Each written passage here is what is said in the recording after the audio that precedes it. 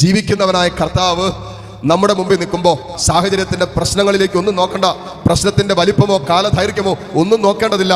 ജീവിക്കുന്ന കർത്താവ് നിന്റെ മുമ്പിൽ ഉണ്ടെങ്കിൽ അവൻ നിന്നോട് ചോദിക്കുകയാണ്, വിശുദ്ധ ജീവിതം നയിക്കാൻ നിനക്ക് ആഗ്രഹമുണ്ടോ എന്ന് ചോദിക്കുമ്പോൾ യെസ് എന്ന് പറഞ്ഞാൽ ആ നിമിഷം നീ വിശുദ്ധ ജീവിതത്തിന്റെ പടവുകളിലേക്ക് പ്രവേശിക്കാൻ തുടങ്ങും. ഒരു സംശയമില്ല അതിനകത്ത്.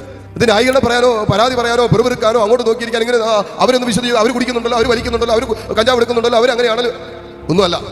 അവരെ ഇവരെ നോക്കിയിരിക്കുന്നതല്ല വിശുദ്ധ ജീവിതം. ഞാൻ എൻ്റെ കർത്താവിൻ്റെ കണ്ണുകളിലേക്ക് നോക്കാൻ പഠിക്കുന്നതാണ് വിശുദ്ധ ജീവിതം എന്ന് പറയുന്നത്. ഒറ്റ നിമിഷം മതി കർത്താവിൻ്റെ ഇടപെടാൻ. അതുകൊണ്ട് എത്ര വലിയ രോഗമാണെങ്കിലും, എത്ര വലിയ പ്രശ്നമാണെങ്കിലും, എത്ര വലിയ പ്രതിസന്ധികളാണെങ്കിലും മക്കളെ, ഹൃദയം കൊണ്ട് വിശ്വസിക്കേണ്ട ഒരു സത്യമുണ്ട്. എൻ്റെ കർത്താവ് അവൻ മരണത്തെ ജയിച്ചവനാണ്. എൻ്റെ ദൈവം മരണത്തെ ജയിച്ച് ഉദ്ധാനം ചെയ്ത് ഉദ്ധിതനായി ഇതാ എൻ്റെ കൂടെ എമ്മാനുവേൽ, ഗോഡ് വിത്ത് us, അവൻ്റെ കൂടെയുണ്ട്.